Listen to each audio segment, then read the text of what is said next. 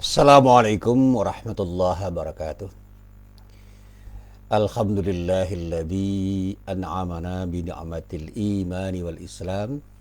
Asyhadu an la ilaha illallah wahdahu la syarikalah wa asyhadu anna Muhammadan abduhu wa rasuluh. Allahumma salli wa sallim ala nabiyyina Muhammad wa ala alihi wa sahbihi wa man wala. Amma ba'd. Para jamaah yang dirahmati Allah, alhamdulillah kita ucapkan tahmid untuk menunjukkan sikap syukur kita kepada Allah Subhanahu wa taala. Kita berharap mudah-mudahan Allah senantiasa berkenan memberikan tambahan kenikmatan pada kita sehingga hidup kita itu semakin bermakna, karena kita bisa menjadikan diri kita menjadi orang yang mampu menggunakan kenikmatan yang diberikan oleh Allah itu untuk beribadah kepadanya. Para jamaah yang dirahmati Allah, ada pertanyaan yang perlu saya jawab untuk hari ini. Yang pertama, pertanyaan tentang bagaimana kita itu menyikapi orang-orang yang seringkali berubah-ubah di dalam berpendapat, mengatakan sesuatu, atau menampilkan dirinya. Nah, sekarang ini ada istilah manusia bunglon.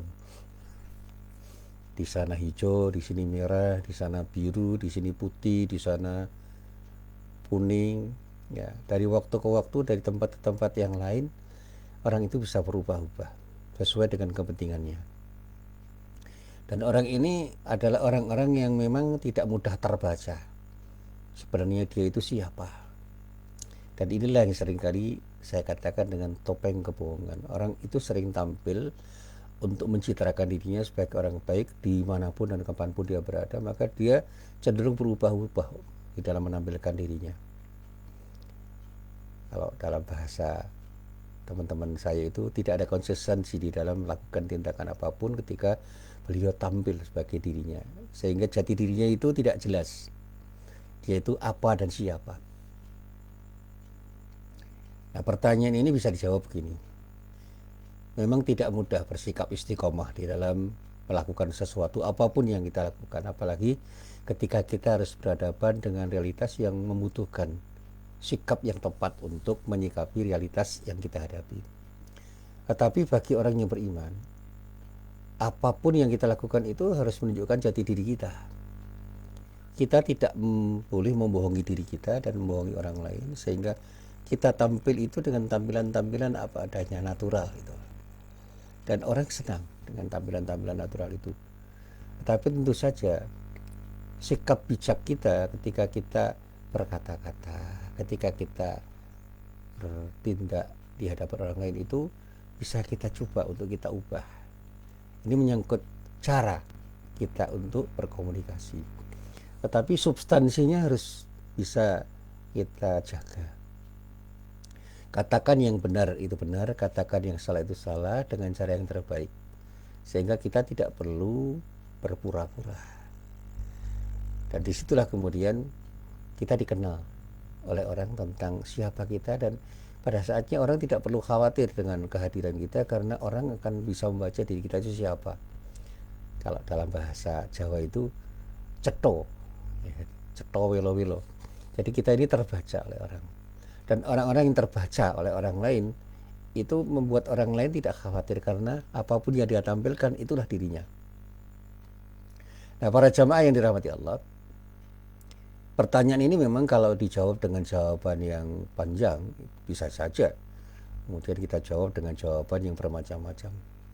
Tetapi jawab ringkasnya begini: kita perlu tampil dengan tampilan yang natural. Dan kita harus cerdas membaca tampilan orang. Bahkan kata Rasulullah, ketika kita ingin mengenal orang, kenalilah dirinya dengan cara bergaul dengan dirinya minimal 3 hari 3 malam. Ini satu ilustrasi saja, bukan berarti harga mati. 3 hari 3 malam itu boleh jadi cukup, boleh jadi tidak. Tetapi ada waktu yang cukup yang harus kita alokasikan untuk mengenal orang, sehingga kita tidak terkecoh ketika melihat tampilan orang. Dan disitulah kita boleh mengenal orang dalam bahasa Malaysia boleh mengenal orang, atau dalam bahasa kita bisa mengenal orang dengan tepat. Nah, pertanyaan yang kedua itu pertanyaan klasik saja itu. Orang munafik itu adalah orang yang berbahaya. Bagaimana kita menyikapi kehadiran orang munafik itu ketika kita sudah mengenalnya? Ya, saya katakan bahwa menyikapi orang munafik itu harus berhati-hati. Dan tingkat kehati-hatian kita itu bisa beragam, bisa bermacam-macam. Pada orang-orang yang memang tingkat munafiknya itu sudah level tinggi, yang anak-anak muda sekarang mengatakan level dewa, wah itu memang harus ekstra hati-hati. Karena orang-orang seperti ini adalah orang-orang yang sangat piawai menampilkan dirinya dengan tampilan yang sangat memukau. Dimanapun dia bisa memukau. Di sini memukau, di sana memukau. Sekarang memukau, besok memukau. Dan banyak orang terkecoh dengan orang seperti ini. Karena tampilan mereka ya hampir sempurna lah gitu. Luar biasa. Dan orang-orang seperti ini memang orang-orang yang di samping terlatih. Kepribadian mereka itu memang sejak awal memang menjadi kepribadian yang dengan sangat mudah bisa menempelkan diri dengan tampilan yang berbeda. Jadi nature-nya memang sudah begitu, nurture-nya memang bagus. Jadi dia punya bakat menjadi orang munafik dan dilatih sedemikian rupa dengan proses berlatih yang berkelanjutan sehingga tampilannya itu memang luar biasa. Nah, orang-orang yang seperti ini memang harus disikapi dengan sikap yang ekstra hati-hati. Sebaliknya orang-orang munafik yang tingkat rendah, artinya yang biasa-biasa saja, yang mudah terbaca, ya, kita akan dengan mudah menyikapi mereka sehingga kita tidak mudah terkecoh. Tapi sekali lagi, kita tetap perlu berhati-hati untuk bersikap terhadap orang munafik ini. Dan bahkan kadang-kadang orang munafik itu kalau dalam bahasanya teman-teman saya yang belajar sejarah bisa menjadi Belanda, bisa menjadi Jepang, bisa menjadi Inggris, lebih Jepang, lebih Belanda, lebih Inggris daripada orang Inggris. Ini bahasanya teman-teman saya yang belajar sejarah. Artinya orang seperti ini adalah orang-orang yang sangat piawai untuk menjadi seseorang sesuai dengan kebutuhan ruang dan waktunya. Nah, sikap kita terhadap orang-orang seperti itu memang harus hati-hati. Dan sekarang ini tidak mudah untuk mendeteksi orang itu ketika kita sudah masuk dalam realitas kehidupan, apalagi ketika kita belajar berinteraksi dalam dunia sosial politik. Luar biasa itu. Dan sekali lagi saya tegaskan, kenapa dalam pilkada, dalam pemilu, dalam pilpres saya itu tenang-tenang saja. Bukan berarti tidak peduli, karena saya tidak terlalu yakin dengan kampanye-kampanye yang dilakukan oleh orang itu. Saya sedikit banyak ingin membaca siapa mereka yang berkampanye itu, lalu resisten juga terhadap orang-orang yang sudah pernah terbaca. Jadi track record mereka bisa kita baca, sehingga janji-janji yang mereka lakukan, mereka ucapkan itu ya saya dengar saja tanpa saya harus meyakini sepenuh hati apa yang mereka katakan. Karena dalam dunia politik orang dengan sangat mudah berjanji, menawarkan sesuatu, dan bahkan bisa berubah menjadi orang yang sangat baik ketika sedang butuh. Tapi begitu tidak butuh ya kita ditinggalkan. Dan itu terjadi dimanapun dan kapanpun. Dan saya punya pengalaman yang ya banyak bisa saya share, saya bagi dengan teman-teman, dengan para jamaah, dan tidak perlu saya katakan di sini. Tapi nanti kalau kita bisa ketemu secara pribadi, saya bisa berbagi. Nah, bukan hanya pengalaman real, tetapi juga membaca tulisan, membaca artikel, membaca buku tentang bagaimana kita itu berinteraksi dalam dunia politik. Itu memang ya harus cerdas dan bijak gitu. Kita harus betul-betul cerdas dan bijak. Artinya kita tidak harus cepat-cepat berkesimpulan, dan pada saatnya kita harus berhati-hati untuk mengatakan A dan B itu dengan kata-kata yang tepat, sehingga pada saat kita itu bergaul dengan mereka kita tidak terkecoh. Nah, para jamaah yang dirahmati Allah, nah terkait dengan pertanyaan itu saya pun tertarik untuk bertadarus membaca ayat Al-Quran. Saya mulai dari ayat 8 sampai ayat 15 pada surat Al-Baqarah. Di dalam ayat itu Allah menyatakan, A'udzu billahi minasy syaithanir rajim. Wa minan nasi man yaqulu amanna billahi wa bil yaumil akhir wa ma hum bimu'minin. يخادعون الله والذين آمنوا وما يخدعون إلا أنفسهم وما يشعرون في قلوبهم مرض فزادهم الله مرضا ولهم عذاب أليم بما كانوا يكذبون وإذا قيل لهم لا تفسدوا في الأرض قالوا إنما نحن مصلحون ألا إنهم هم المفسدون ولكن لا يشعرون وإذا قيل لهم آمنوا كما آمن الناس قالوا أنؤمن كما آمن السفهاء ألا إنهم هم السفهاء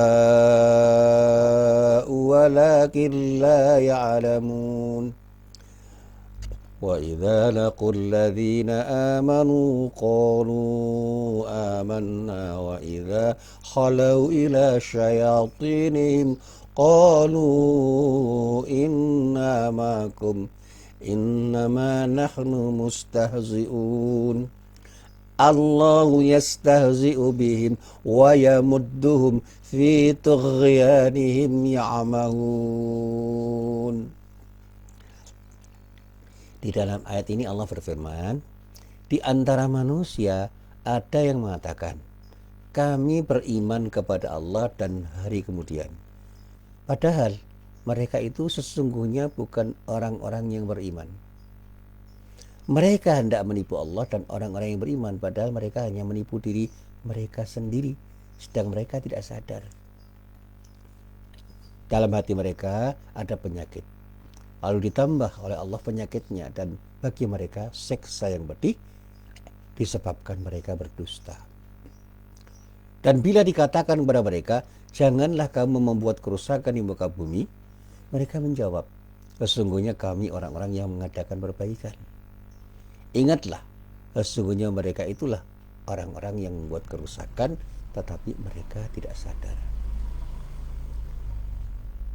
Apabila dikatakan kepada mereka, berimanlah kamu sebagaimana orang-orang lain yang telah beriman, mereka pun menjawab, akan berimankah kami sebagaimana orang-orang yang bodoh itu telah beriman?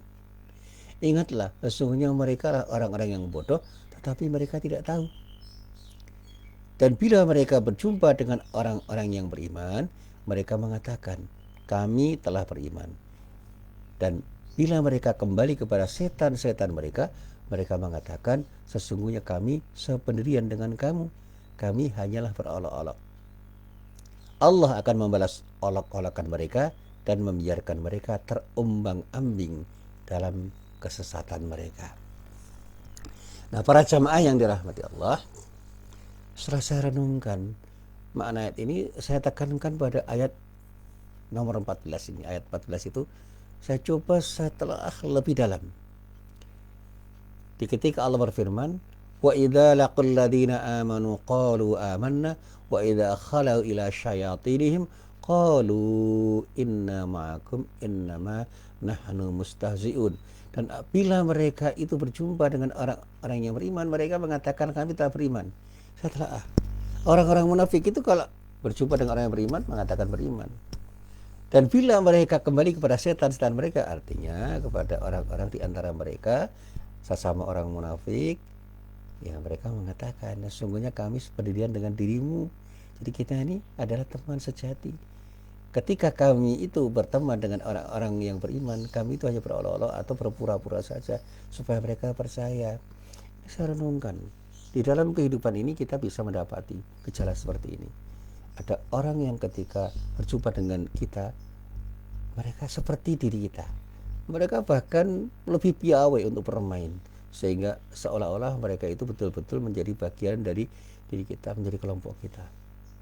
Tapi begitu mereka itu kembali ke habitat mereka, mereka mengatakan kami itu hanya berolok-olok untuk meyakinkan orang-orang yang menjadi kelompok mereka.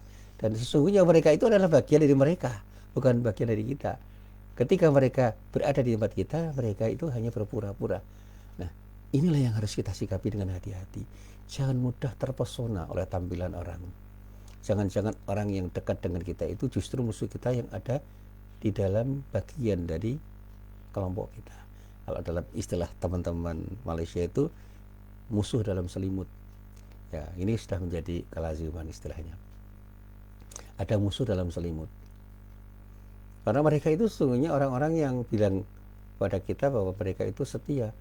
Tapi ada kemungkinan mereka itu adalah utusan dari kelompok orang yang menjadi musuh kita. Nah, ini kalau kita bicara tentang dunia politik, ini sudah lazim. Banyak orang yang disusupkan ke kelompok orang-orang yang baik, seolah-olah menjadi orang baik, dan bahkan tampilannya jauh lebih baik daripada orang-orang baik yang ada di dalam sebuah kelompok orang-orang baik. Sehingga banyak orang yang terpukul, begitu ketahuan aslinya, banyak orang yang kecewa. Dan pengalaman saya dalam berinteraksi dengan mereka itu banyak sekali, dan saya tidak mungkin mengatakannya di forum seperti ini karena ya ini terlalu sensitif lah. Tapi kalau nanti berdialog secara pribadi, saya bisa sharing, bisa berbagi. Saya selalu mengatakan kepada para jamaah saya, kepada teman-teman saya, sahabat-sahabat saya, murid-murid saya, mahasiswa saya, berhati-hatilah dengan orang-orang munafik ini. Wah, mereka sangat piawai, mereka bisa tersenyum ketika perlu tersenyum, mereka bisa cemberut kalau perlu cemberut, mereka bisa marah ketika perlu marah, dan banyak sekali sandiwara yang mereka tampilkan. Dan inilah topeng-topeng kebohongan yang sering mereka pakai, dan banyak orang yang terkecoh dengan tampilan-tampilan mereka. Nah, para jamaah yang dirahmati Allah, di zaman yang penuh dengan pemain sandiwara dewasa ini, hampir setiap saat kita dijali dengan sesuatu yang terasa manis. Kalau dalam bahasa kampanye, dijajali dengan janji-janji yang dilontarkan oleh siapapun, termasuk janji-janji yang dilontarkan oleh para caleg, cakade, cabub yang luar biasa, dan bukan tidak mungkin juga yang lain.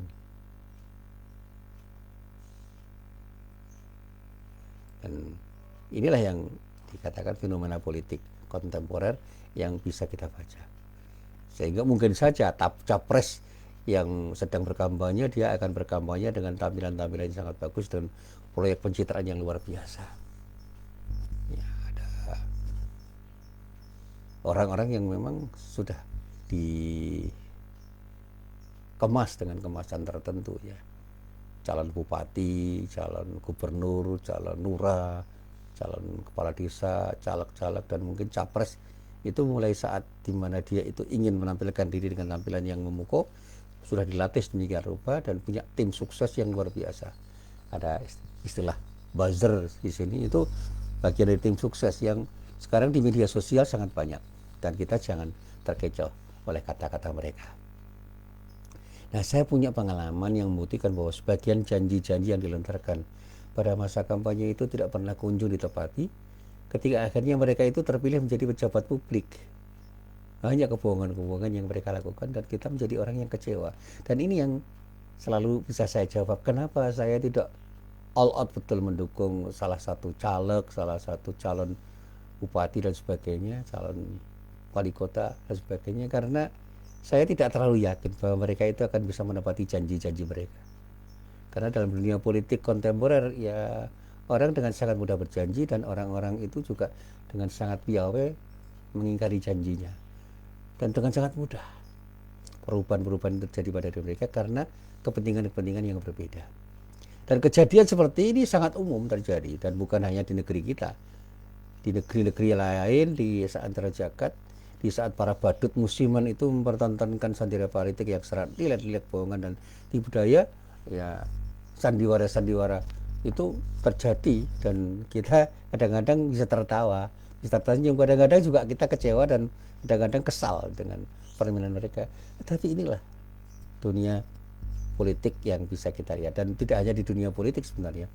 Di dunia bisnis pun barang carinya sekali orang yang tampil dengan tampilan-tampilan yang seperti ini sehingga banyak orang yang terpukau. Nah, bahkan saya yakin bahwa dalam pergaulan hidup itu banyak orang yang memakai topeng-topeng untuk bersandiwara. Nah, saya sering mengatakan begini, ini sambil contoh saja. Kita sering mendapati para pejabat publik yang dengan santainya mengingkari janji-janji mulia yang pernah mereka lontarkan sewaktu berkampanye. Dan pada akhirnya mau menimbulkan rasa muak di dalam diri banyak orang yang merindukan atmosfer kejujuran dan kesungguhan yang dulu pernah mereka katakan, dan kita kecewa karena mereka ingkar janji. Ini realitas kehidupan. Saya selalu mengatakan begini, jangan pernah kita itu kaget dengan orang yang ingkar janji di dunia seputar kita. Dalam pergaulan apapun, apalagi di dalam pergaulan politik. Kita harus ekstra hati-hati. Dan sekarang ini mereka bermain dengan sangat piawai karena banyak orang yang masih terpukau dengan tampilan-tampilan seperti itu. Bahkan saya katakan begini, pada saat ini perilaku dusta itu pun bisa didemonstrasikan oleh orang-orang yang seharusnya tidak berdusta. Saya pernah punya pengalaman yang menurut saya sangat pahit, tapi ini pelajaran yang sangat berharga.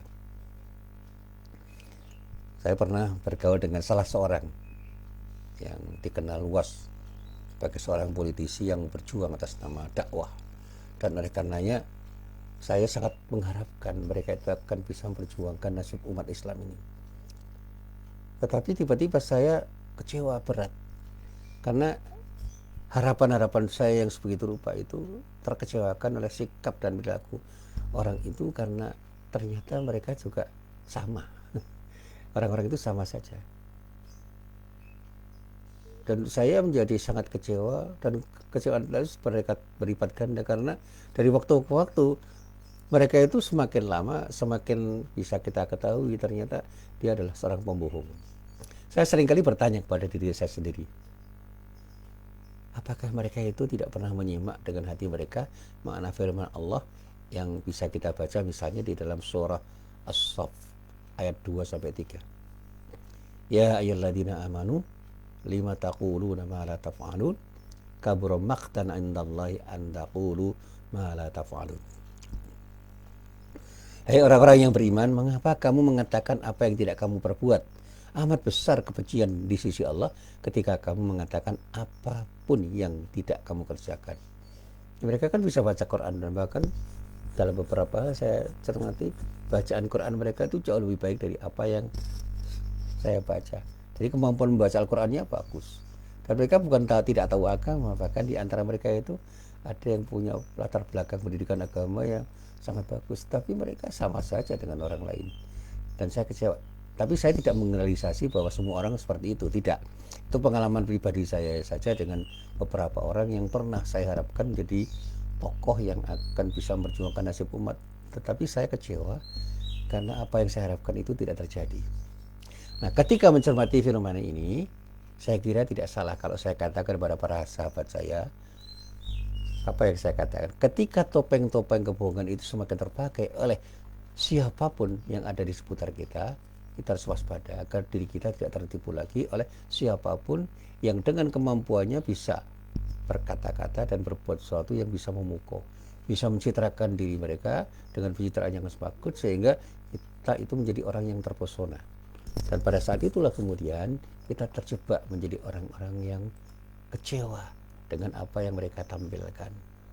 Nah, inilah yang selalu saya sampaikan dalam bahasa sederhana saya, bahwa kita ini seringkali menjadi korban dari kepiawaian orang-orang yang tampil dengan tampilan-tampilan yang sangat memuakkan, karena pada saatnya mereka itu adalah orang-orang yang ternyata tidak bisa kita harapkan.